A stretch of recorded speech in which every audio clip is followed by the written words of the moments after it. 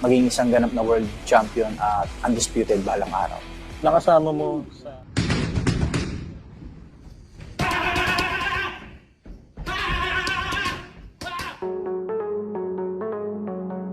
Naku, ayan na, Casimero. Ginawa ang signature move si Manny Pacquiao. Bilis at lakas ipinamala sa viral video.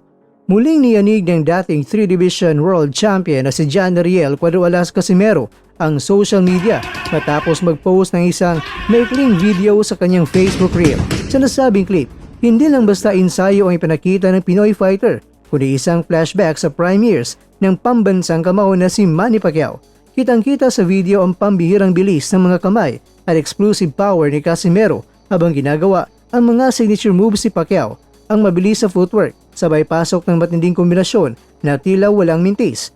Kaya dahil dito, hindi magkandamaya ang mga fans sa pagkomento. Marami ang nagtatanong, ito na ba ang bagong arsenal na ilalabas ni Casimero sa darating na April 18? Kung ganito kabilis at kalakas ang Cuadro-Alas na harap kay Luis Nery sa Kyrgyzstan, mukhang may paglalagyan talaga ang Mexicanong boksingero.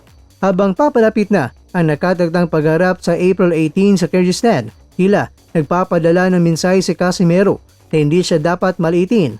Ang pag-aaral sa magalaw ni Pacquiao ay indikasyon na seryoso ang kampo ni Casimero na tapusin ang laban ng maaga at hindi na ito papabutin pa sa mga urado. Siguradong tulog nito si Nery, komento na isang netizen. Ang laban na ito ay itinuturing na make or break para kay Casimero upang muling makatungtong sa world title picture.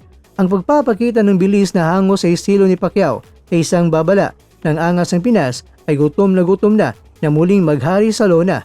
Matatandaang matagal na hinahangad ng mga fans ang bakbakang Casimero at Nery at sa nakitang kondisyon ng Pinoy, mukhang handang-handa na ito na mananalasa sa bansang Kyrgyzstan.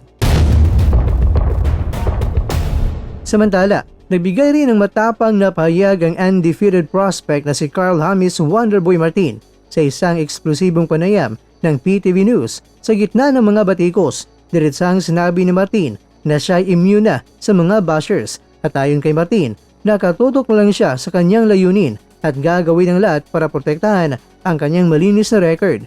Gayunpaman, ipinakita rin niya ang kanyang pagiging mapagkumbaba at matatag. Kung magkakaroon man ako ng talo, hindi iyon ang dulo. Magpapatuloy pa rin ako para sa aking pangarap. Yan ang tila ibig sabihin ni Martin.